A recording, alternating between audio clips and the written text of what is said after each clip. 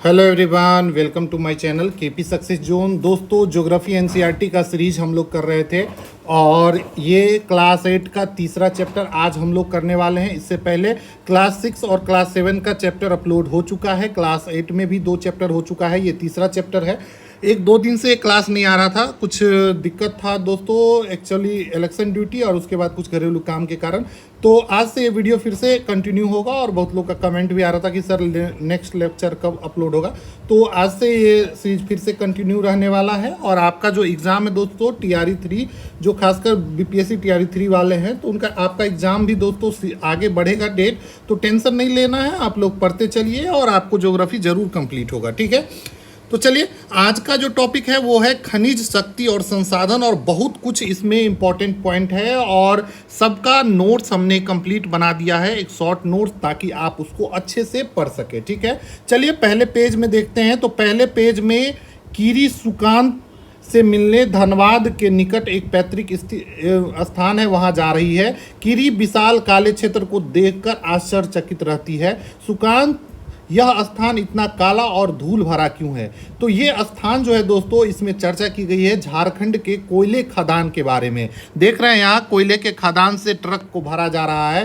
तो इस चैप्टर में हम खनिज के बारे में पढ़ेंगे और धनबाद का इस कहानी की शुरुआत से हो रही है धनबाद के, ठीक है। तो वहाँ पर एक कोई दोस्त है सुकांत, जो धनबाद में मिलने जा रहे हैं, ठीक है। तो आपको पूरा नहीं पढ़ना है इतना स्टोरी, ठीक है। आपको जो मेन पॉइंट है वो कराते चलते हैं, ताकि आप अच्छे से जो इम्पोर्टेंट है उसी को पढ़े, ज़्यादा टाइम वेस्ट करना नहीं है, ठीक है। तो यहाँ पर इस पेज में आपको खनिज के बारे में बताया गया है, ठीक है। तो पृथ्वी पर चट्टानों में कई पदार्थ मिले होते हैं, जिसको हम लोग खनिज बोलते हैं, ठीक है।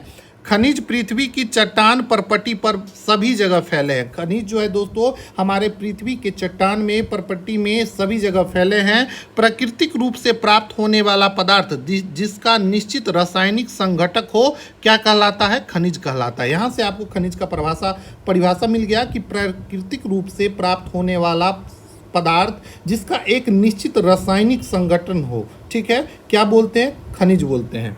खनिज का वितरण की बात करें तो खनिज सभी स्थानों पर समान रूप से वितरित नहीं होता है। कहीं पर कोई, जैसे झारखंड में देखेंगे तो खनिज का वितरण ज़्यादा है, वहीं बिहार में बात करें तो खनिज का वितरण बहुत ही कम है। तो खनिज का वितरण जो है दोस्तों हर जगह समान नहीं हो सकता है, ठीक है। किसी विशेष क्षेत्र में सेल समूहों में संकेंद्रित होता है, ठीक है। कुछ खनिज ऐसे क्षेत्र में पाया जाता है जो आसानी से अभिगम नहीं है, मतलब कुछ ऐसे क्षेत्र में खनिज पाया जाता है जहाँ पर आसानी से निकाला नहीं जा सकता, ठीक है। जैसे आर्कटिक महासागर में, ठीक है, और अंटार्कटिका में भी खनिज पाया जाता है, लेकिन वहां पर खनिज को खनन करना काफी मुश्किल भरा काम है, ठीक है। आप अपने भोजन में जो नमक लेते हैं, या फिर आप पेंसिल में जो काला कलर जो होता है उसको ग्रेफाइट का बना होता है, ये सभी भी दोस्तों क्या है? एक प्रकार का खनिज ही है, ठीक है। खनिज विभिन्न प्रकार के भू जैविक परिवेश में अलग अलग दशाओं में निर्मित होता है। खनिज का निर्माण जो है दोस्तों विभिन्न प्रकार के भू वैज्ञानिक परिवेश में अलग अलग दशाओं में निर्मित होता है, ठीक है। पहले बुक पढ़ेंगे पेज वाइज और फिर उसका बाद उसका नोट्स जो हमने बनाए हैं उसको भी आपको कराते चलेंगे, ठीक है। वे बिना किसी मानवीय हस्तक्षेप के प्राकृतिक प्रक्रियाओं द्वारा निर्मित होता है। खनिज जो है दोस्तों प्राकृतिक प्रक्रिया के द्वारा निर्मित होता है, याद रखेंगे, ठीक है। वे अपने भौतिक गुण, रंग, घनत्व और कठोरता और रासायनिक गुण और विलयता के आधार पर उसको पहचानते हैं। खनिज का जो पहचान हो वो कैसे होता है? तो उसके भौतिक गुणों के आधार पर, उसके रंग, उसका घनत्व कैसे है, कठोरता उसकी कैसी है, उसका रासायनिक गुण को देखा जाता है, विलयता क्या है। तो इस सब के आधार पर किसी भी खनिज का पहचान किया जाता है। जैसे कि आप तांबा के खनिज को पहचानने के लिए उसके रंग से पहचान किया जाता है। जैसे उसका रंग जो है दोस्तों, जिस सेल में तांबा पाया जाता है वो रंग हल्का पीला कलर का होता है, ठीक है। तो इस तरीके से इसके भौतिक गुण के आधार पर हम उसको पहचान करते हैं। चलिए अब पहले पेज का नोट्स देख लेते हैं। चलिए, तो पहले पेज में हम लोग देखे थे कि धनबाद के बारे में बात करें। धनबाद कहाँ पे है? तो झारखंड में है, और धनबाद में बड़ी मात्रा में क्या होता है? कोयले का खनन होता है। अब अगला जो इसमें पेज में था वो था खनिज का परिभाषा। तो खनिज जो है दोस्तों प्राकृतिक रूप से प्राप्त होने वाला पदार्थ जिसका निश्चित रासायनिक संगठन हो, उसको हम लोग क्या बोलेंगे? खनिज बोलेंगे। खनिज का वितरण कैसा है? तो असमान है। याद रखेंगे, खनिज का वितरण कैसा है? असमान है। हर जगह एक समान नहीं होता है। किसी विशेष क्षेत्र में या सेल समूहों में आपको खनिज विद्वान होता है, ठीक है। तो खनिज का वितरण आपको केवल विशेष क्षेत्र में और विशेष सेल समूहों में ही देखने को मिलता है। एग्जाम्पल देख ले खनिज का, तो काफ़ी सारा चीज़ इसके अंतर्गत आ जाएगा। आप नमक यूज करते हैं, ये भी क्या है? एक प्रकार का खनिज है। ग्रेफाइट पेंसिल में यूज होता है, ये भी क्या है? खनिज है। और ये कार्बन का अपरूप है, इसको आप लोग ध्यान रखेंगे। उसके बाद मैग्नीज, लोहा, तांबा, जास्ता, अब्रक, बहुत सारा चीज़, सोना, चांदी, सभी क्या है? एक प्रकार का खनिज है और सभी प्राकृतिक रूप से हमें प्राप्त होता है, ठीक है। अब देखेंगे खनिज का निर्माण कैसे हुआ। तो खनिज का निर्माण प्राकृतिक प्रक्रियाओं द्वारा निर्मित होता है। खनिज का निर्माण मानव क्रियाओं द्वारा होता है? बिल्कुल नहीं होता है, प्राकृतिक प्रक्रिया के द्वारा होता है, ठीक है। अब बात है कि खनिज के पहचान का आधार क्या है? तो उसके भौतिक गुण, जैसे उसका रंग कैसा है, उसका घनत्व कैसा है, उस कठोरता कैसा है, ठीक है। तो इस भौतिक गुण के आधार पर भी हम खनिज का पहचान करते हैं। उसके बाद उसका जो रासायनिक गुण कैसा है, केमिकल रिएक्शन वो कैसे कर रहा है, किस चीज़ के साथ, मतलब वो हम रिएक्शन करा के देखते हैं। तो इस तरीके से हम रासायनिक गुण के आधार पर भी खनिजों का पहचान करते हैं। उसके बाद विलयता, मतलब वो कितना विलयता, पानी में कैसे घुलता है तो नहीं घुलता है, नमक वाला पानी में उसका विलयता क्या है। तो इन सब चीजों से हम खनिज का पहचान करते हैं, ठीक है। तो खनिज का पहचान का जो आधार है वो भौतिक गुण, जिसमें रंग, घनत्व और कठोरता आ जाता है। उसके बाद उसका रासायनिक गुण और विलयता के आधार पर हम खनिजों का पहचान करते हैं। अब हम लोग देखेंगे खनिज का प्रकार। अगले पेज में अगर आ जाइए, इस पेज में, और इस पेज में देखिए टॉपिक है खनिज का प्रकार। तो पृथ्वी पर 3000 से अधिक खनिज पाया जाता है और संरचना के आधार पर खनिजों को मुख्यतः धात्विक और अधात्विक खनिजों में वर्गीकृत किया जाता है। देखिए दोस्तों, क्लास 6 से लेकर 12 तक का जो एनसीईआरटी है वो बहुत इंपॉर्टेंट है। आप किसी भी एग्जाम का तैयारी कर रहे हैं, चाहे पीसीएस लेवल का हो या जनरल टीचर का या फिर कोई भी एग्जाम, हर जनरल कॉम्पिटिटिव एग्जाम के लिए काफ़ी इंपॉर्टेंट है एनसीईआरटी पढ़ना। तो आप लोग इसको अच्छे से पढ़िए और अपना नोट्स जरूर बनाइए, ठीक है। हमारे बनाए हुए नोट्स से बनाइए या फिर उसमें कुछ अपने से ऐड कर सकते हैं तो खुद से ऐड कीजिए और उस अपने नोट्स को अच्छे से ज़रूर बनाइए ताकि आप रिविज़न अच्छे से कर सकें, ठीक है।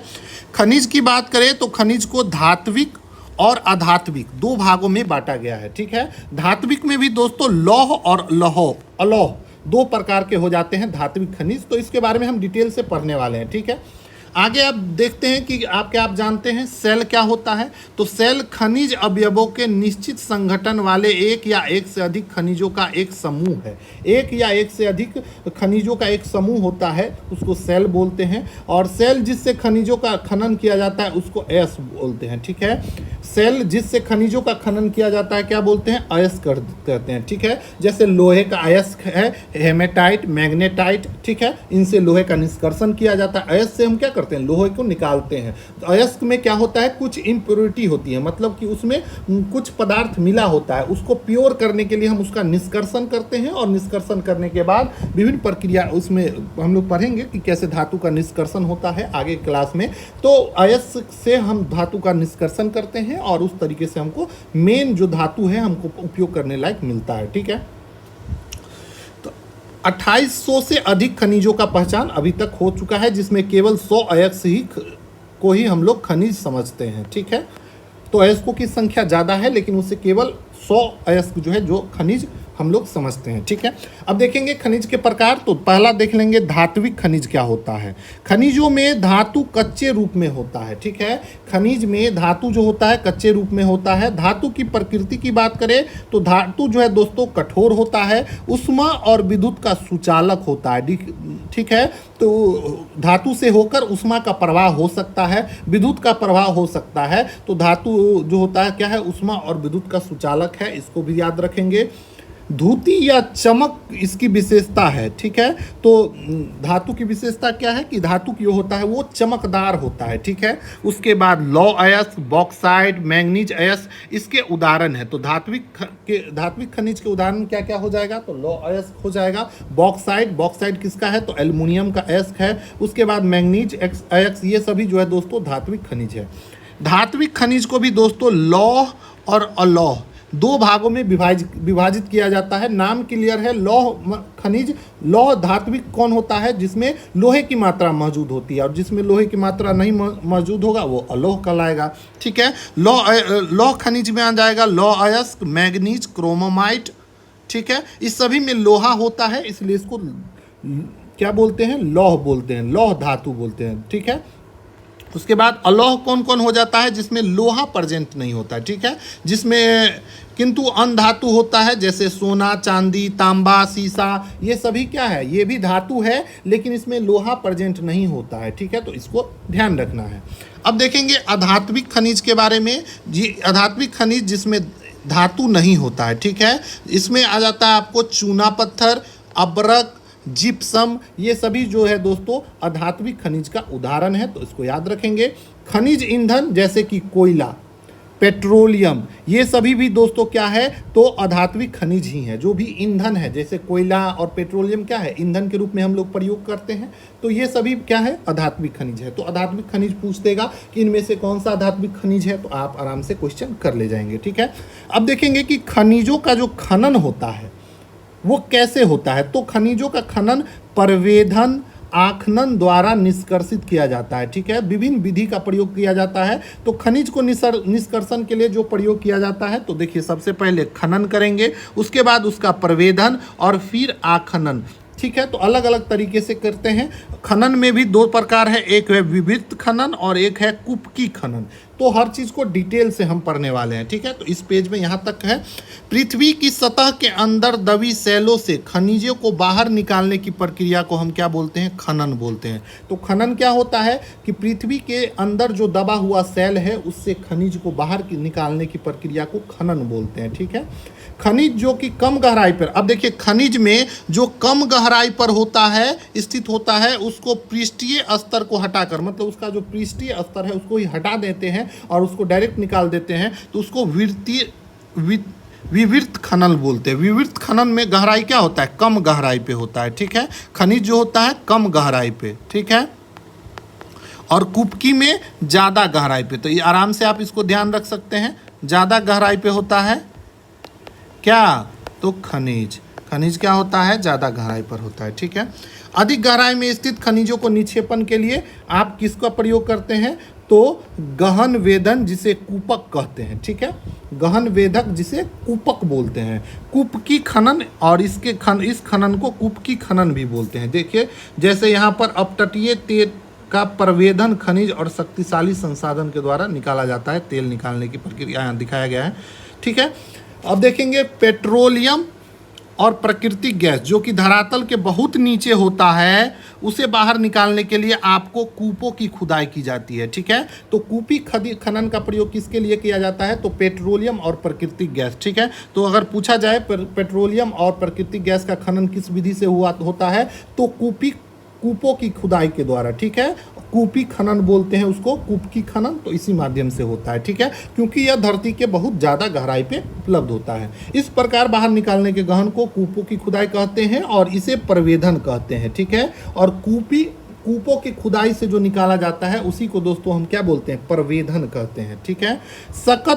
सतह के निकट स्थित खनिजों को निकालने के लिए जिस प्रक्रिया का प्रयोग किया जाता है और इसे आसानी से खोद कर निकाल लिया जाता है, उसको आखनन। अब मान लीजिए कोई सतह के नज़दीक ही है, पृथ्वी के सतह से, उसको तो आसानी से निकल सकते हैं, तो उसको बोलते हैं आखनन। ठीक है। तो प्रवेधन समझ गए। प्रवेधन क्या से किसका खनन किया जाता है? तो पेट्रोलियम और प्राकृतिक गैस का, जो कि बहुत ज़्यादा गहराई पे उपलब्ध है। आखनन से किसका किया जाता है? जो एकदम भूपृष्ठ के एकदम नज़दीक होता है और इसको आसानी से खोद कर निकाल लिया जाता है। ठीक है।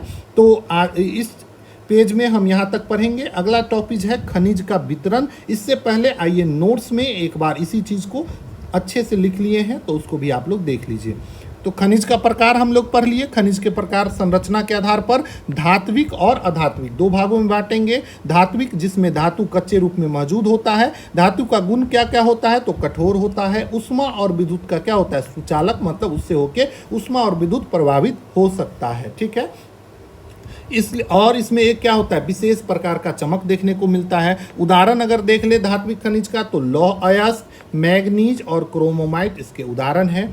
अधात्विक को लौह और अलोह दो में बांटे हैं, जिसमें लोहा मौजूद होता है लौह कहेंगे, जिसमें दो लोहा नहीं होता अलोह कहेंगे। ठीक है, मैंगनीज और क्रोमोमाइट लोहा वाला में आ जाएगा लौह में, और अलोह में आ जाएगा सोना चांदी तांबा। ठीक है, तो इसको भी ध्यान रखेंगे। उसके बाद अधात्विक खनिज, इसमें धातु नहीं होता है, चूना पत्थर, अबरक, जिप्सम, खनिज ईंधन में जैसे पेट्रोलियम और कोयला, ये सभी क्या है अधात्विक खनिज है। ठीक है, तो धात्विक अधात्विक खनिज के बारे में हम लोग देख लिए अच्छे से, लौह कौन होता है अलोह कौन होता है। अब देखेंगे खनिज का निष्कर्षण किस प्रकार से होता है और उसका खनन कैसे किया जाता है। तो खनन क्या है, तो पृथ्वी की सतह के अंदर दबी सैलों से खनिजों को बाहर निकालना क्या है खनन है। ठीक है, विवृत खनन और कूपन खनन क्या होता है, तो विवृत खनन जिसमें खनिज कम गहराई में होता है और पृष्ठीय स्तर को हटाकर ही निकाल लिया जाता है, उसको विवृत खनन बोलते हैं। और कूपन खनन में दोस्तों खनिज अधिक गहराई में होता है, इसको भी ध्यान रखेंगे। तो इस अधिक गहराई में होता है तो इससे खनिज का और खनिज जो निकाला जाता है इसमें अधिक गहराई से निकाला जाता है। और कूपन खनन ही किया जाता है पेट्रोलियम और प्राकृतिक गैस में। ठीक है, तो इसको ध्यान रखेंगे। और इसी को दोस्तों हम लोग परवेदन बोलते हैं। पेट्रोलियम और खनिज तेलों को काफ़ी गहराई पर रहता है, उसे गहन कूपों द्वारा खनन किया जाता है, गहन कूपों द्वारा खनन किया जाता है। और इसी को गहन कूपन को दोस्तों क्या बोलते हैं परवेधन बोलते हैं। ठीक है, और आखनन क्या होता है, तो जो सतह के नज़दीक स्थित खनिज होता है उसको इस विधि से आसानी से खोद कर ही निकाल लिया जाता है, उसको अखनन बोलते हैं। ठीक है, तो आप लोग खनन, परवेधन और आखनन, कूपन खनन क्या होता है इन सब के बारे में अच्छे से पढ़ लिए और आई होप आप लोग को क्लियर भी हो गया होगा। ठीक है, अब अगले पेज में है दोस्तों खनिजों का वितरण। तो चलिए खनिजों को वितरण एक बार देख लेते हैं कहां पर किस प्रकार से वितरण है। ठीक है, चलिए खनिज जो है दोस्तों विभिन्न प्रकार की सेल में पाए जाते हैं। कुछ आग्नेय सेलों में पाए जाते हैं तो कुछ कायांतरित सेलों में पाए जाते हैं। ठीक है, और कुछ अवसादी सेलों में भी पाए जाते हैं। उसके बाद है दोस्तों धात्विक खनिज। धात्विक खनिज जो है दोस्तों वो आग्नेय और कायांतरित सेल समूह में पाया जाता है और इसका विशाल पठार का निर्माण करता है। उत्तरी स्वीडन, विश्व में अगर इसका विस्तार देखें तो इसका विस्तार जो है दोस्तों उत्तरी स्वीडन में लौह अयस्क और टेरियो, कनाडा में तांबा निकेल के निक्षेप पाए जाते हैं। वहीं बात करें दक्षिणी अफ्रीका में तो दक्षिणी अफ्रीका में आपको लोहा, निकेल, क्रोमाइट, प्लेटिनियम ये सब आग्नेय और कायांतरित सेलों में पाए जाते हैं। ठीक है, उसके बाद मैदान और नवीन वलित पर्वत के अवसादी सेल समूह में धात्विक खनिज का वितरण देखने को मिलता है, जैसे कि चूना पत्थर। नोट्स बना दिए हैं, नोट्स में और क्लियर हो जाएगा। ठीक है, तो फ्रांस के कॉकरेस प्रदेश, पूछा जाता है कि फ्रांस का जो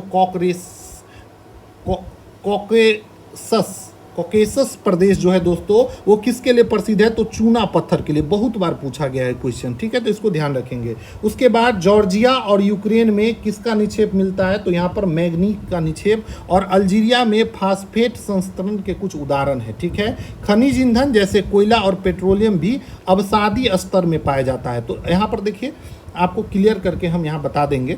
उसके बाद देखेंगे कि सेल को देखकर आप बता सकते हैं कि इसमें कौन सा खनिज है। जैसे तांबा के लिए हम उसका पीला रंग देखकर नीला प्रतीत होता है। ठीक है, पीला नहीं नीला प्रतीत होता है। ठीक है, तो तांबा जहाँ खनिज उपलब्ध होता है वहाँ नीला आपको प्रतीत होगा। ठीक है, तो विश्व में लोहा, तांबा और बॉक्साइट का वितरण यहाँ पर बताया गया है। तो इस मैप को अच्छे से देख लेंगे, वैसे हमने इसको करा दिया है नोट्स में, तो इसको कर लेंगे। ठीक है, चलिए इसको देख लेते हैं। उसके बाद एशिया पूरा हर महाद्वीप में कैसे वितरण है उसको देखेंगे। ठीक है, तो खनिजों का वितरण, धात्विक खनिज आग्नेय और कायांतरित सेलों में पाया जाता है। ठीक है, तो पूछा जाए कि धात्विक खनिज किस सेल में पाया जाता है, तो आग्नेय सेल और कायांतरित सेल में। अब देखिए आग्नेय सेल क्या होता है, कायांतरित सेल क्या होता है, इसको हमने अच्छे से बताया पिछले क्लास में। तो पिछला वीडियो अगर नहीं देखे हैं तो आप देखते चलिए ताकि आपको एक एक चीज़ क्लियर होता चले। ठीक है, धात्विक खनिज का वितरण बात करें विश्व में तो उत्तरी स्वीडन में आपको लौह अयस्क देखने को मिलेगा,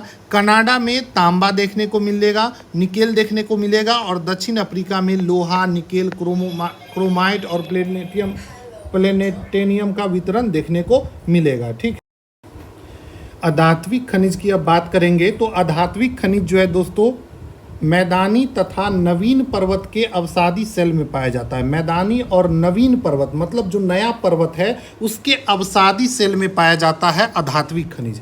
अधात्विक खनिज के बारे में बात करें तो फ्रांस के काकरेस प्रदेश में चूना पत्थर पाया जाता है जो कि काफ़ी फेमस है और कई बार एग्जाम में पूछा जाता है। उसके बाद जॉर्जिया और यूक्रेन में आपको मैंगनीज का भंडार मिलेगा। मैंगनीज भी क्या है? अधात्विक खनिज है। उसके बाद खनिज ईंधन जो भी आ जाता है, पेट्रोलियम या फिर प्राकृतिक गैस, ये सभी जो भी दोस्तों क्या है? अधात्विक खनिज है। कोयला पूछे क्या है तो अधात्विक खनिज है। और ये अवसादी स्तर में पाए जाते हैं। कैसे चट्टान में? तो अवसादी स्तर के चट्टान में पाए जाते हैं।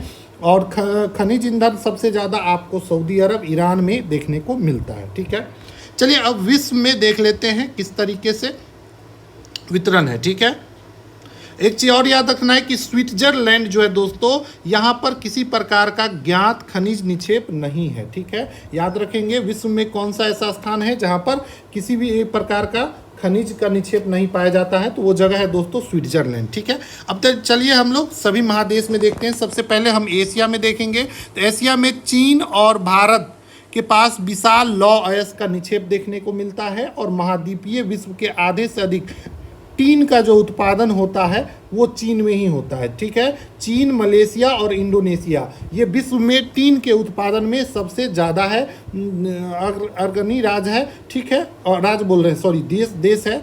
चीन में दोस्तों सीसा, एंटीमनी, टंगस्टन का भी उत्पादन होता है। ठीक है, एशिया में बात करें तो आपको मैंगनीज, बॉक्साइट, निकेल, जस्ता और तांबा मिलता है। इसमें कोई डिटेल नहीं पढ़ना है, सब पूरे विश्व का है, तो जो जो इंपॉर्टेंट है हम आपको नोट्स में पढ़ा देते हैं। ठीक है, ओके, चलिए एशिया में बात करें तो चाइना और इंडिया विशाल अयस्क का क्षेत्र है। विश्व का आधा से अधिक टीन का उत्पादन जो होता है एशिया में होता है। मतलब टीन का पूछे सबसे ज़्यादा उत्पादन किस महादेश में होता है तो एशिया महादेश में। टीन के लिए चीन, मलेशिया और इंडोनेशिया सबसे ज़्यादा उत्पादन करता है। चीन में आपको सीसा, एंटीमनी, टंगस्टन भी प्राप्त होता है। ठीक है, देखिए नोट्स आप पढ़ते चलिए, एक एक चीज़ आपका क्लियर हो जाएगा। ठीक है, एशिया में मैंगनीज, बॉक्साइट, निकेल, जस्ता और तांबा भी आपको मौजूद है। उसके बाद आते हैं उत्तरी अमेरिका। उत्तरी अमेरिका में दोस्तों यहाँ खनिज निक्षेपों के 3 प्रकार क्षेत्र मिलते हैं।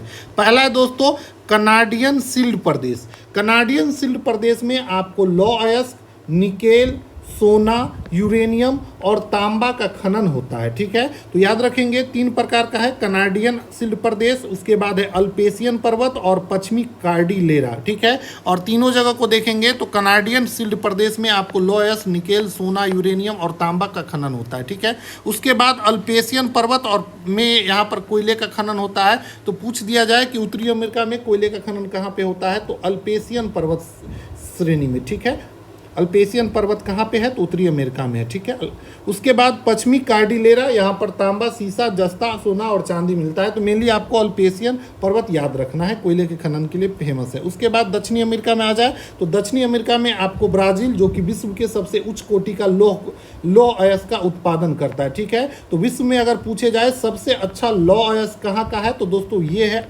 ब्राज़ील का, और ब्राज़ील दक्षिण अमेरिका का एक देश है। उसके बाद चिली और पेरू में जाएंगे तो यहाँ पर तांबा का उत्पादन सबसे अधिक होता है। ठीक है, उसके बाद ब्राज़ील और बोलीविया, यहाँ पर टीन का विश्व में सबसे बड़ा उत्पादन है। ठीक है, तो 3 एशिया में तो था ही, उसके अलावा ब्राज़ील और बोलीविया में भी टीन का सबसे ज़्यादा उत्पादन होता है।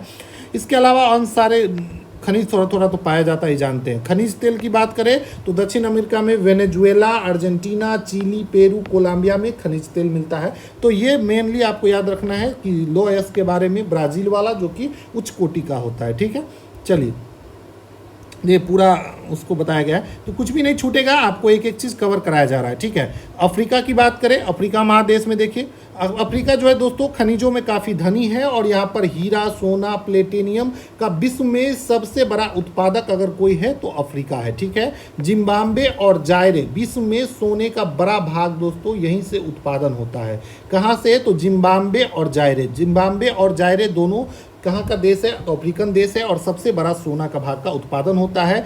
तेल की बात करें अफ्रीका में तो नाइजीरिया, लीबिया और अंगोला में आपको तेल देखने को मिलता है। ठीक है, तो देख लिए हम लोग।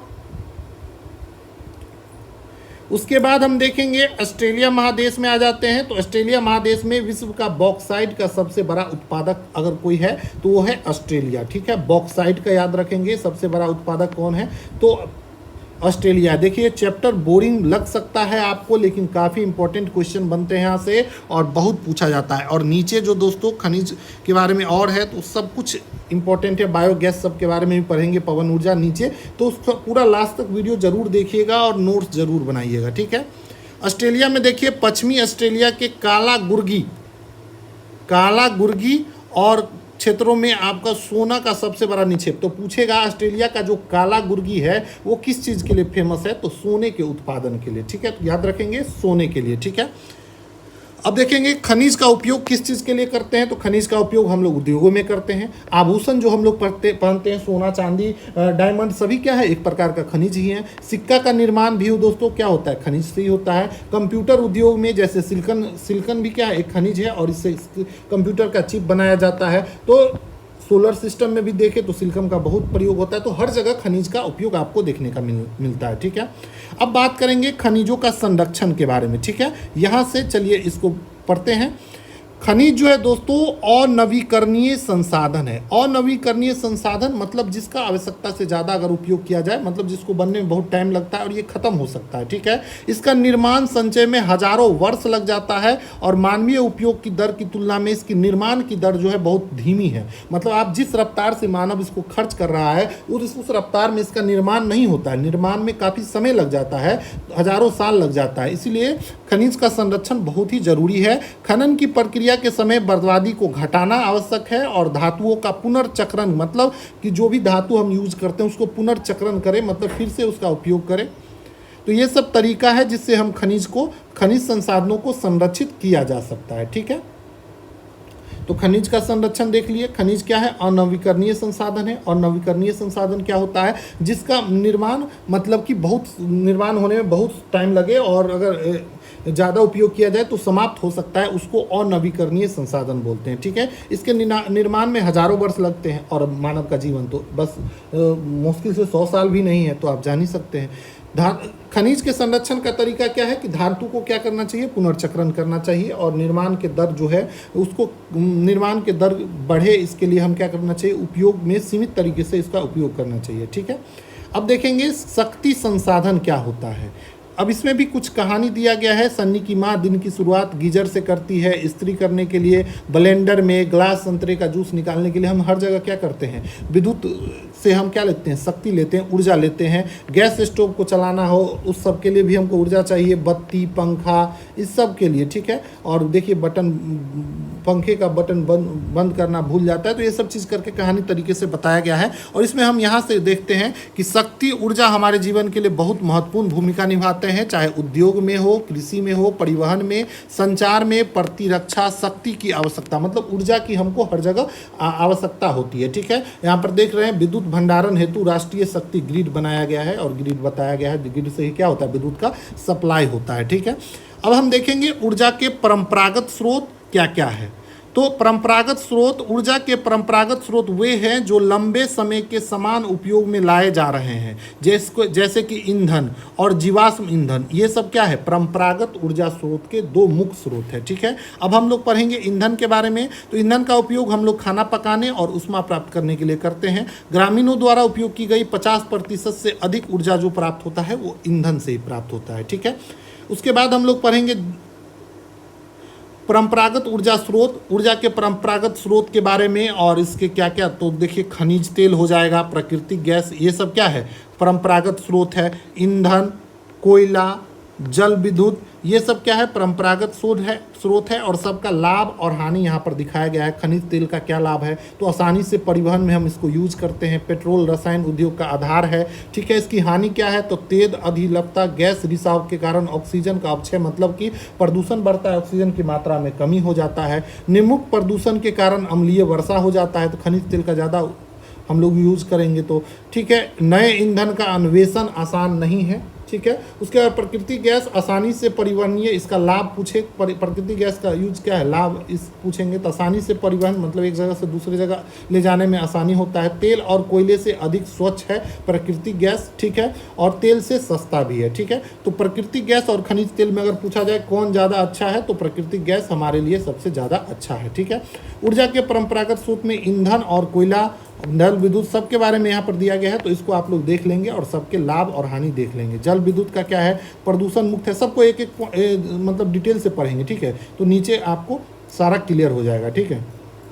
चलिए, जीवाश्म ईंधन की बात करें, पौधे और जानवरों के अवशेष जो लाखों वर्षों तक धरती के अंदर दबे रहते हैं और ताप और दाब के प्रभाव के कारण जीवाश्म ईंधन में ये परिवर्तित हो जाती है, ठीक है। तो इसको हम लोग बोलते हैं जीवाश्म ईंधन। जीवाश्म ईंधन में कौन कौन आ जाता है, तो कोयला, पेट्रोलियम, प्राकृतिक गैस, ये सभी दोस्तों जीवाश्म ईंधन है। और ये दोस्तों परंपरागत ऊर्जा का मुख्य स्रोत है, ठीक है, परंपरागत ऊर्जा का स्रोत है, ठीक है। इसको हम बहुत लंबे समय से प्रयोग में ला रहे हैं, ठीक है। लेकिन अगर परंपरागत ऊर्जा स्रोत में क्या है कि इसको ज़्यादा प्रयोग करने पर ये समाप्त हो जाएगी और इसको बनने में दोस्तों काफ़ी समय लगता है, हजारों वर्ष लग जाते हैं। इसीलिए हमको इसका क्या करना चाहिए, उचित तरीके से प्रयोग होना चाहिए, ठीक है। इन खनिजों के भंडार जो है दोस्तों वो क्या है, सीमित मात्रा में है और विश्व की बढ़ती जनसंख्या जिस दर से इसका उपयोग कर रही है, इसके निर्माण की दर इससे कहीं अधिक है, इसलिए ये शीघ्र ही समाप्त हो सकते हैं। इसीलिए हमको जो गैर परंपरागत स्रोत है ऊर्जा के, उसको परंपरागत स्रोत जो है दोस्तों उसको बचाकर उपयोग करना चाहिए, ठीक है। अब यहाँ पर देखिए दिखाया गया उत्तर पूर्व भारत में ईंधन लाने के लिए महिला किस तरीके से लकड़ी को काट कर लाती है। उसके बाद बात करें कोयला के बारे में, तो कोयला भी क्या है, एक परंपरागत ऊर्जा स्रोत है बहुत, और ये बहुयात में पाए जाने वाला जीवाश्म ईंधन है। कोयला क्या है, एक प्रकार का जीवाश्म ईंधन है और इसका उपयोग घरेलू ईंधन उद्योग जैसे लोहा, इस्पात, वाष्प इंजन और विद्युत उत्पन्न करने के लिए किया जाता है, ठीक है। उसके बाद तापीय ऊर्जा प्राप्त करने के लिए कोयला आज हम लोग उपयोग कर रहे हैं, वह लाखों वर्ष पूर्व विशाल फने और दलदल के पृथ्वी के परतों में जो कोयला आजकल हम लोग उपयोग कर रहे हैं, वो कोयला बना कैसे, तो लाखों वर्ष पहले ये एक दलदल में नीचे दब जाता है और पृथ्वी की परतों में दबने से ताप और दाब के कारण कोयले का निर्माण होता है, ठीक है। कोयला को इसलिए अंतर्हित धूप के रूप में भी जाना जाता है, ठीक है। तापीय ऊर्जा संयंत्र, देखिए हमारे यहाँ भारत में सबसे ज़्यादा जो विद्युत का उत्पादन होता है अभी भी वो कोयले से ही होता है। जो विद्युत उत्पादन हो रहा है बहुत सारा, जैसे बाढ़ में चले जाए, बाढ़ में क्या है, NPCL है, एनटीपीसी बाढ़ में चला जाए, आप देख रहे होंगे वहाँ पर भी विद्युत का उत्पादन होता है। हर जगह आपको देखेंगे कि कोयले का ही उपयोग किया जाता है, ठीक है। तो कोयला जो है दोस्तों परंपरागत ऊर्जा का स्रोत है, इसको ज़्यादा उपयोग करने से क्या हो सकता है, ये खत्म हो सकता है। चलिए अब एक बार नोट्स को देख लेते हैं। खनिज का संरक्षण हम लोग देख लिए थे नोट्स में। खनिज की बात करें तो अनवीकरणीय संसाधन है, मतलब इसका ज़्यादा उपयोग करेंगे तो खत्म हो जाएगा, ठीक है। इसके निर्माण में हजारों वर्ष लग जाते हैं और निर्माण की दर जो है दोस्तों हमारे उपयोग की दर से काफ़ी कम है, जिससे ये एक दिन समाप्त हो जाएगा, ठीक है। इसको संरक्षण करने का तरीका क्या है कि धातु को हम क्या करें, पुनर्चक्रण, मतलब बार बार उपयोग करें उस एक ही चीज़ों को, ठीक है। उसके बाद शक्ति संसाधन के रूप में ऊर्जा कैसे काम करता है, तो ऊर्जा जो है दोस्तों हमारे लिए काफ़ी महत्वपूर्ण है, ठीक है।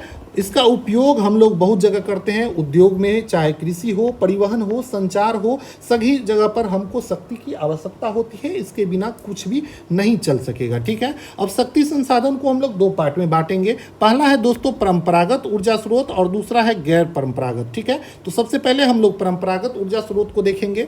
परंपरागत ऊर्जा स्रोत जो लंबे समय से हम लोग उपयोग करते आ रहे हैं, उपयोग में लाए जा रहे हैं, जैसे कि ईंधन हो गया, जीवाश्म ईंधन हो गया। जीवाश्म ईंधन में क्या क्या आ जाता है दोस्तों, तो कोयला आ जाता है, कोयला आ जाता है, पेट्रोलियम भी आ जाता है, CNG आ जाएगा, प्राकृतिक गैस आ जाता है। तो ये सब क्या है, जीवाश्म ईंधन है, ठीक है। तो ईंधन जिसका उपयोग हम लोग किस चीज़ में करते हैं, तो खाना पकाने और उष्मा के रूप में, और ग्रामीण क्षेत्र में और भारत में तो सबसे ज़्यादा अभी भी ईंधन का ही प्रयोग किया जाता है। जीवाश्म ईंधन क्या है? जीवाश्म ईंधन पौधा और जानवरों के अवशेष जब धरती के अंदर दब जाता है तो ताप और दाब, मतलब देखिए धरती के अंदर नीचे गहराई में जाएंगे तो टेम्परेचर बढ़ता है, ठीक है। तो नीचे दोस्तों ताप और दाब के कारण जीवाश्म ईंधन में ये परिवर्तित हो जाता है, ठीक है। इसका उदाहरण में देख ले तो कोयला हो गया, पेट्रोलियम हो गया और प्राकृतिक गैस हो गया। ये सभी दोस्तों क्या है? एक प्रकार का जीवाश्म ईंधन है और ये परंपरागत ऊर्जा का मुख्य स्रोत है, ठीक है। तो पूछे परंपरागत ऊर्जा का स्रोत इनमें से कौन है? तो कोयला, पेट्रोलियम, प्राकृतिक गैस, ये क्या है? परंपरागत ऊर्जा स्रोत है।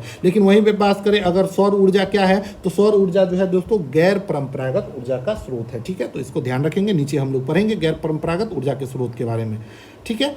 अब हम लोग देखेंगे तापीय ऊर्जा क्या होता है, हम लोग पढ़े हैं। तो तापीय ऊर्जा जो कोयले से प्राप्त जो विद्युत होता है उसको तापीय ऊर्जा बोलते हैं, ठीक है। और भारत में सबसे ज़्यादा कोयले से ही विद्युत का उत्पादन होता है, बताए हैं। कोयला का उत्पादन बात करें तो चीन, अमेरिका, जर्मनी, रूस, फ्रांस, इस सभी जगह पे कोयले का उत्पादन बहुत ज़्यादा होता है। और भारत में बात करें तो 2 खनन याद रखेंगे। रानीगंज पूछा जाए किस चीज़ के लिए फेमस है तो वेस्ट बंगाल में स्थित है, ये भी पूछ लेता है कहाँ स्थित है, और ये कोयले के उत्पादन के लिए फेमस है, ठीक है। उसके बाद बात करें तो झरिया, धनबाद, बोकारो, ये सभी झारखंड में है और यहाँ पर बहुत ही कोयले का खनन होता है। और सबसे उच्च कोटि का जो कोयला है दोस्तों वो रानीगंज वेस्ट बंगाल से ही प्राप्त होता है, ठीक है। इसको भी याद रखेंगे। कोयले का प्रकार होता है एंथ्रासाइड कोयला, बिटुमिनस कोयला, तो इस सब को भी आप लोग ध्यान रखेंगे। सबसे अच्छा कोयला जो होता है वो एंथ्रासाइड होता है, ठीक है। तो इसको भी ध्यान रखेंगे। चलिए, विश्व में ऑर्गेनिक कोयला उत्पादन देशों में देख ही लिए थे, चीन, संयुक्त राज्य अमेरिका, जर्मनी, रूस, दक्षिण अफ्रीका और फ्रांस है। और भारत में कोयला उत्पादक क्षेत्र में बात करें तो रानीगंज जो कि कहाँ पे है तो पश्चिम बंगाल में है। उसके बाद झरिया, धनबाद, बोकारो, ये सब झारखंड में है और ये सब कोयला उत्पादक खनन क्षेत्र है, ठीक है। अब हम पढ़ेंगे पेट्रोलियम के बारे में।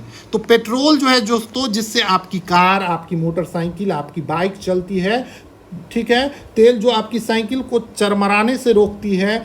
दोनों की शुरुआत गाढ़े काले द्रव से होती है जिसे पेट्रोलियम कहते हैं। यह सेलों की परतों के मध्य पाया जाता है, मतलब ये सेलो 2 सेल के बीच पाया जाता है। पत्थर का जो होता है उसको सेल बोलते हैं। इसका वेधन अपतटीय और तटीय क्षेत्रों में स्थित तेल क्षेत्रों में किया जाता है, ठीक है।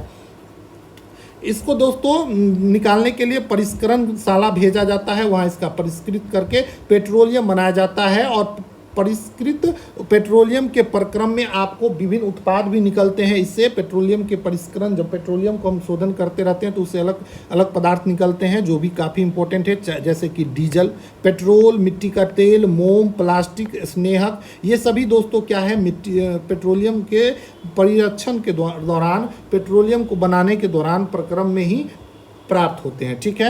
पेट्रोलियम को दोस्तों काला सोना भी बोला जाता है, तो इसको याद रखेंगे।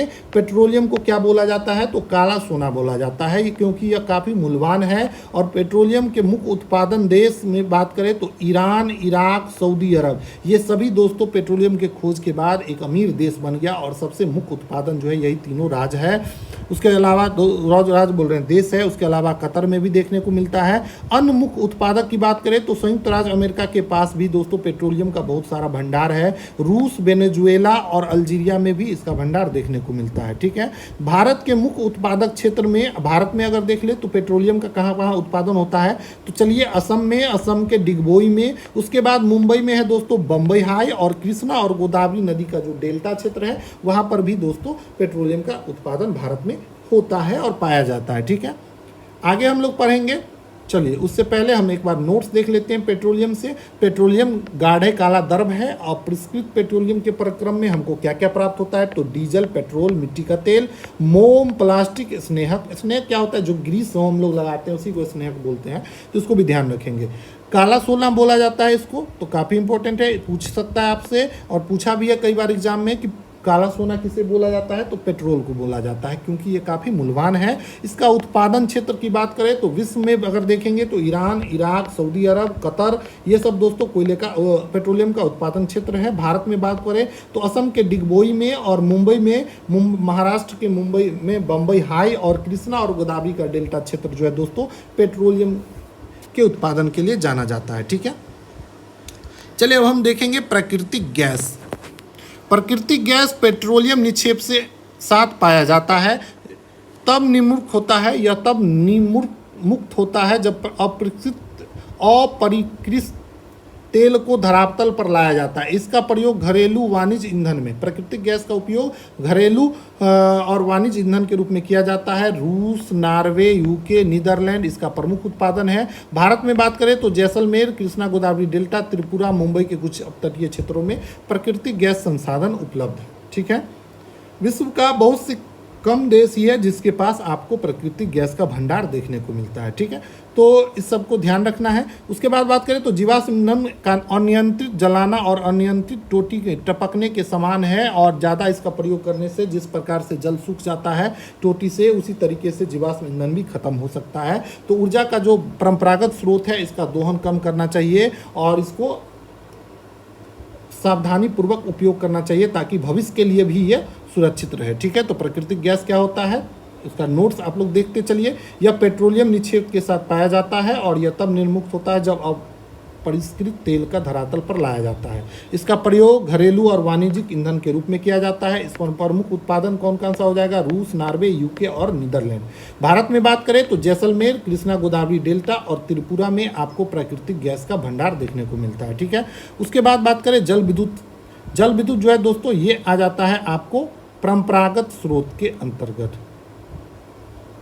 ठीक है, बांधों में वर्षा जल और नदी जल ऊंचाई से जब गिरता है और संग्रहित होता है तो बांध के अंदर से पाइप के द्वारा बहता हुआ जल बांध के नीचे स्थित टरबाइन के ऊपर गिरता है। यहाँ पर देखिए जल का भंडार किया गया है, ये ऊपर से यहाँ पर टरबाइन पे घूमता है, ये टरबाइन है और ये टरबाइन घूमता है और इस टरबाइन के घूमने के बाद आपको विद्युत का उत्पादन होता है। तो इस तरीके से जल विद्युत का प्रयोग किया जाता है। इसके लिए बड़ा बड़ा बांध बनाया गया है। विश्व की ऊर्जा का 1/4 हिस्सा जो है दोस्तों जल विद्युत से ही प्राप्त होता है। ठीक है, जल विद्युत के ऑर्गेनिक उत्पादन देश में बात करें तो पराग्वे, नॉर्वे, ब्राजील, चीन जो है दोस्तों यहाँ पर सबसे ज़्यादा जल विद्युत का उपयोग किया जाता है। और भारत में जल विद्युत केंद्र के बाद में बात करें तो भाखरा नांगल जो कि हिमाचल प्रदेश में है, आप लोग गए होंगे, भाखरा नांगल डैम है। भाखरा और नांगल दो नदी पे बना हुआ है, भाखरा और नांगल दो डैम है, दोनों को जोड़कर भाखरा नांगल बोलते हैं। एक हिमाचल में पड़ता है, एक पंजाब में पड़ता है। ठीक है, तो और ये बात करें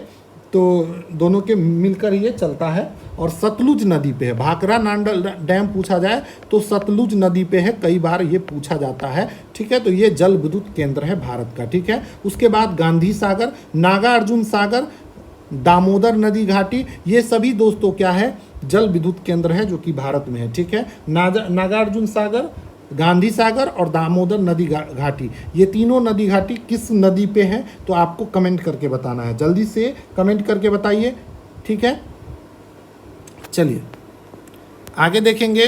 विश्व का पहला जल विद्युत उत्पादन करने वाला देश जो था दोस्तों वो था नॉर्वे। सबसे पहले कौन सा देश जल विद्युत संयंत्र लगाया था तो वो लगाया था नॉर्वे। तो इसको ध्यान रखना है, क्वेश्चन यहाँ से पूछ सकता है। हमारे नोट्स में ये छूट गया था तो आप इसको ऐड कर लेंगे। ठीक है, चलिए जल विद्युत देख लिए। बांध में वर्षा जल अथवा नदी जल को ऊंचाई से गिराया जाता है और संग्रहित करके पाइप द्वारा बहता हुआ जल जब बांध के नीचे टरबाइन के ऊपर गिरता है तो टरबाइन घूमता है और घूमते हुए ब्लेड जनरेटर को विद्युत के लिए घुमाती है। ठीक है, ऊर्जा का 1/4 भाग विश्व में जल विद्युत से ही प्राप्त होता है। उत्पादक में विश्व में देखें तो पराग्वे, नॉर्वे, ब्राजील और चीन है। भारत में बात करें तो भाखरा नांगल डैम हिमाचल प्रदेश, गांधी सागर है, नागार्जुन सागर और दामोदर नदी घाटी योजना, ये सभी दोस्तों भारत में स्थित है जो कि जल विद्युत केंद्र है। ठीक है, अब हम देखेंगे ऊर्जा के गैर परंपरागत स्रोत के बारे में। ठीक है, तो जीवाश्म ईंधन के बढ़ते उपयोग से ऊर्जा के गैर परंपरागत स्रोत का अभाव उत्पन्न हो गया है। ठीक है,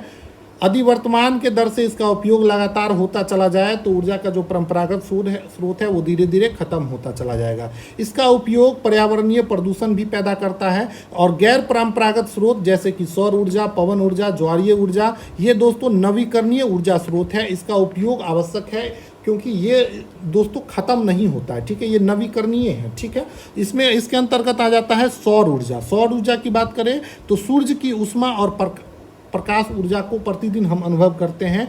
सूर्य की उष्मा से जो प्राप्त होता है उसको सौर ऊर्जा बोलते हैं। सूर्य से प्राप्त सौर ऊर्जा सौर सेलों से विद्युत उत्पन्न किया जाता है और इसका प्रयोग कई सेलों में, सोलर पैनल में तापन और प्रकाश शक्ति के लिए प्रयोग किया जाता है। धूप की प्रचुर मात्रा वाले क्षेत्रों में सौर ऊर्जा का विकास काफ़ी ज़्यादा देखने को मिलता है। ठीक है, तो ऊर्जा के गैर परंपरागत स्रोत में देखेंगे तो सौर ऊर्जा, पवन ऊर्जा, ज्वारीय ऊर्जा और नवीकरणीय, और इसके बाद बात करें तो ये नवीकरणीय ऊर्जा स्रोत है। सौर ऊर्जा, पवन ऊर्जा, ज्वारीय ऊर्जा, ये सभी क्या है? नवीकरणीय गैर परंपरागत स्रोत है। विश्व का प्रथम सौर ऊर्जा पवन चलित बस अड्डा अगर कहीं पे है तो ये है स्कॉटलैंड में, तो इसको भी ध्यान रखेंगे। सौर ऊर्जा की बात करें तो इसका लाभ है कि ये असमाप्त है, इसको ये समाप्त नहीं हो सकता है। ठीक है, और ये प्रदूषण से भी मुक्त है, तो ये हमारे लिए काफ़ी अच्छा है। इसका उपयोग सौर तापक के रूप में किया जाता है। सोलर कुकर भी आ गया है आजकल, रोशनी और बहुत सारे लाइट भी आ गया है जो कि सोलर से चलता है। तो सौर ऊर्जा का काफ़ी जगह बिजली उत्पादन में भी प्रयोग किया जा रहा है और सरकार भी इस ओर बढ़ावा दे रही है। तरह तरह के योजना आ रहे हैं, सरकार अपनी तरफ से सब्सिडी भी प्रोवाइड करा रही है। तो सौर ऊर्जा के काफ़ी लाभ भी है, ये कभी समाप्त नहीं हो सकते, प्रदूषण नहीं होता है इससे। और इसका हानि बस ये है कि ये काफ़ी खर्चीला है, इसको बैठाने में बहुत ज़्यादा खर्च आता है। ठीक है, उसके बाद बात करें तो पवन ऊर्जा की चर्चा की गई है। पवन ऊर्जा के बारे में अब हम लोग देख लिए। पवन ऊर्जा में इस तरीके से टरबाइन, वो पंखी लगा होता है। ये भी दोस्तों असमाप्त स्रोत है। इसका भी उपयोग अनाज को पीसने में, जल निकालने, विद्युत उत्पादन में पवन ऊर्जा का प्रयोग किया जाता है। ठीक है, नोट से हम लोग देखते चलते हैं। पवन फार्मा तटीय प्रदेशों, तटीय क्षेत्रों और पर्वत घाटियों में जहां प्रबल और लगातार हवा चलती है वहां पर पवन से ऊर्जा का उत्पादन किया जाता है और ये पवन फॉर्म देखने को मिलता है। विश्व में बात करें तो नीदरलैंड, जर्मनी, डेनमार्क, यूके, यूएसए और स्पेन में आपको पवन ऊर्जा देखने को मिलेगा। ठीक है, उसके बाद बात करें परमाणु ऊर्जा। परमाणु ऊर्जा जो है दोस्तों, ये प्राकृतिक तौर से प्राप्त रेडियो सक्रिय पदार्थ जैसे यूरेनियम और थोरियम के परमाणु केंद्रक में संग्रहित ऊर्जा से प्राप्त किया जाता है। इस परमाणु ऊर्जा प्राप्त करने के लिए रेडियो सक्रियता का प्रयोग होता है और इसमें नाभिकीय विखंडन की प्रक्रिया होती है। ठीक है, यूरेनियम और थोरियम में क्या होता है? नाभिकीय विखंडन होता है। और आप लोग जानते होंगे कि रेडियो सक्रिय पदार्थ जो है दोस्तों नाभिकीय विखंडन की प्रक्रिया करते हैं, जिसमें एक नए नाभिक टूटते हैं और नए नाभिक का निर्माण होता है। ठीक है, नाभिकीय विखंडन से इसमें ऊर्जा का उत्सर्जन होता है और सबसे बड़ा उत्पादक जो है दोस्तों परमाणु ऊर्जा का, वो है दोस्तों संयुक्त राज्य अमेरिका और यूरोप और संयुक्त राज्य अमेरिका में सबसे ज़्यादा ऊर्जा परमाणु ऊर्जा से प्राप्त होता है। ठीक है, भारत में बात करें तो राजस्थान और झारखंड में यूरेनियम का निषेध प्राप्त हुआ है। उसके बाद थोरियम भारत में केरल में मोनोजाइट बालू में देखने को मिलता है। ठीक है, भारत में परमाणु ऊर्जा केंद्र की बात करें तो इसको याद रखेंगे, ये बहुत इंपॉर्टेंट है। पहला है दोस्तों कलपक्कम, ये है दोस्तों तमिलनाडु में। तो पूछा जा सकता है कि कलपक्कम परमाणु ऊर्जा केंद्र भारत में कहाँ पे है? तो तमिलनाडु में है। उसके बाद तारापुर, कई बार पूछा गया है, तारापुर परमाणु ऊर्जा केंद्र कहाँ पे है? तो महाराष्ट्र में है। राणा प्रताप सागर राजस्थान के कोटा में है। उसके बाद है नरोरा जो कि उत्तर प्रदेश में है और उसके बाद कैगा जो कि कर्नाटका में है। ये सभी क्या है? परमाणु ऊर्जा केंद्र है। ठीक है, चलिए जल्दी जल्दी पढ़ लेते हैं। बाकी तो बैकग्राउंड में देख ही रहे होंगे, गाँव में रहिएगा तो इसी तरीके से म्यूजिक सुनने को मिलेगा। ठीक है, तो चलिए म्यूजिक पे ध्यान न देते हुए वीडियो को आगे बढ़ाते हैं। उसके बाद है दोस्तों भूतापीय ऊर्जा।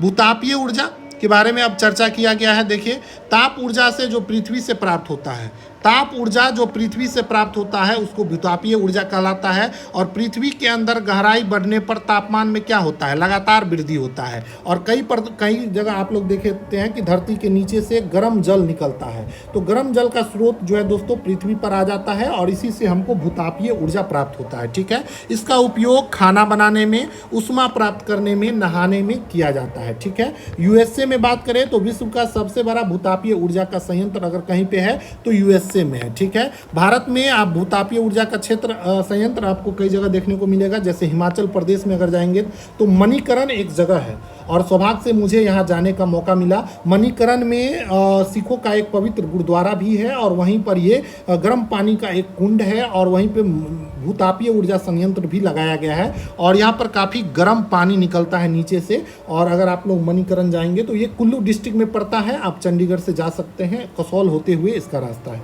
ठीक है, उसके बाद लद्दाख में पूगा घाटी है जहाँ पर दोस्तों भूतापीय संयंत्र स्थापित है। ठीक है, तो आप लोग भी अगर घूमने के शौकीन हैं तो इस जगह पे जा सकते हैं। बहुत अच्छा जगह है और प्रकृति के गोद में बसा है, तो आपको बहुत मज़ा भी आएगा। ठीक है, तो घूमते भी रहिए और पढ़ते भी रहिए। चलिए अगला देखेंगे हम लोग ज्वारीय ऊर्जा।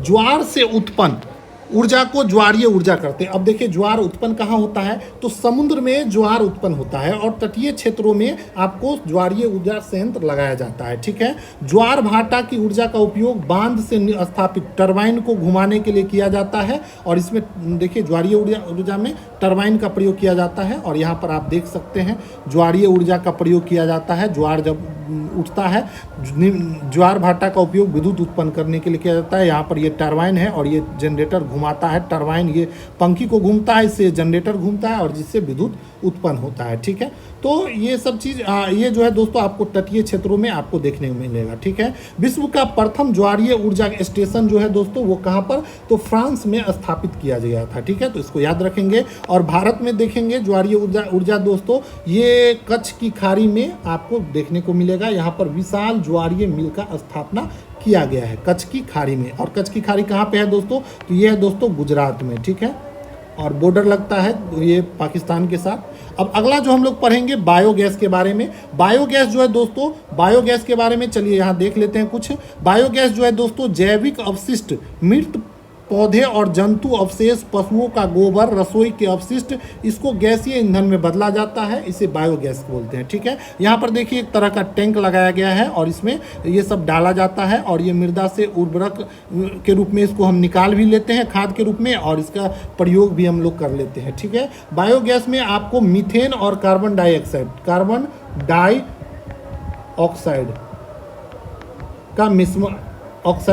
का मिश्रण होता है। ठीक है, तो पूछा जा सकता है कि बायोगैस किसका मिश्रण है, तो मीथेन और कार्बन डाइऑक्साइड का। ठीक है, इसका उपयोग खाना पकाने और विद्युत उत्पादन में किया जाता है। ठीक है, और जैव खाद का उत्पादन में भी बायोगैस का प्रयोग किया जाता है। ठीक है, तो आज के चैप्टर में हम लोग पढ़ लिए खनिज के बारे में, ऊर्जा के बारे में, और आई होप सारा कुछ क्लियर हो गया होगा। एक एक चीज़ आप लोग नोट्स बनाते चलेंगे। ठीक है, साथ ही दोस्तों ऊर्जा की बचत ही ऊर्जा का उत्पादन है। आप लोग भी ऊर्जा का बचत कीजिए और ऊर्जा के बचत से ही ऊर्जा का उत्पादन होता है। नोट्स आप लोग अच्छे से देख लीजिए, अच्छे से बना लीजिए और नोट डाउन करते चलिए। आपको आने वाले हर एग्ज़ाम में आपको ये बहुत हेल्प करेगा, तो इसको अच्छे से पढ़िए, रोक के नोट्स बना लीजिए। ठीक है, तो मिलते हैं अगले चैप्टर में। ये चैप्टर थोड़ा लंबा था और थोड़ा टाइम भी लगा है, तो आप एक एक चीज़ उसका देखेंगे तो बहुत इंपॉर्टेंट है। प्रीवियस ईयर अगर क्वेश्चन उठाएंगे तो देखेंगे एनसीईआरटी से डायरेक्ट क्वेश्चन पूछा है और उसी चीज़ों को विश्व में उसी चीज़ों से क्वेश्चन पूछा जाता है जिसका जिक्र एनसीईआरटी में है। तो इसलिए एनसीईआरटी को अच्छे से पढ़िए और एक एक चीज़ एनसीईआरटी को ज़रूर क्लियर कर लीजिए। ठीक है, मिलते हैं अगले वीडियो में और इसका ऑब्जेक्टिव भी चल रहा है, तो ऑब्जेक्टिव भी देखिए। मिलते